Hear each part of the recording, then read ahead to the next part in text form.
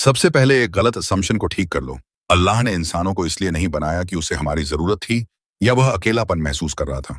अगर कोई कहे कि किसी ने कुछ बनाया तो जरूर उसे उसकी जरूरत रही होगी, तो यह इंसानों पर लागू हो सकता है, लेकिन हर चीज को अल्लाह पर लागू करना सही नहीं। एक अमीर आदमी अगर किसी गरीब की मदद करे तो क्या इसका मतलब यह है कि उसे गरीब की जरूरत थी? नहीं, उसने अपनी मर्जी और रहमत से मदद की। उसी तरह अल्लाह ने इंसानों को अपनी इबादत के लिए बनाया, लेकिन इबादत का फायदा अल्लाह को नहीं बल्कि इंसानों को होता है। इबादत इंसान को उसका मकसद, हिदायत और आखिरत की कामयाबी देता है।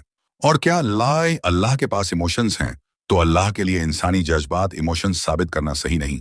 अल्लाह की रहमत, मोहब्बत, गजब और रजामंदी हैं, लेकिन वे इंसानों के जज्बात जैसे नहीं हैं। वह अपनी मखलूकड़ की तरह नहीं है।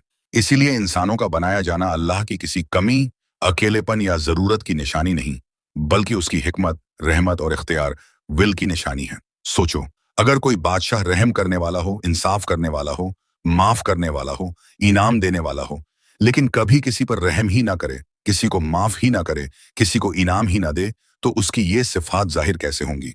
अल्लाह गफूर है, इसलिए माफ किए जाने वाला भी पैदा किया। वह रहीम है, इसलिए जिस पर रहमत हो वह भी पैदा किया। वह अदल वाला है, इसलिए अच्छे और बुरे के बीच फैसला होने वाला निजाम भी बनाया।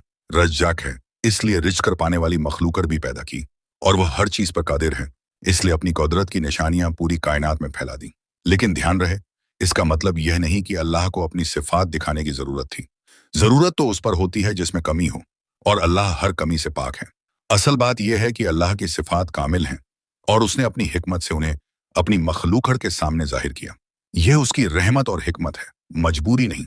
इसीलिए इंसान का पैदा होना अल्लाह के अकेलेपन, इमोशंस या जरूरत की दलील नहीं, बल्कि उसकी हिकमत, कुदरत और कामिल सिफात की निशानी है।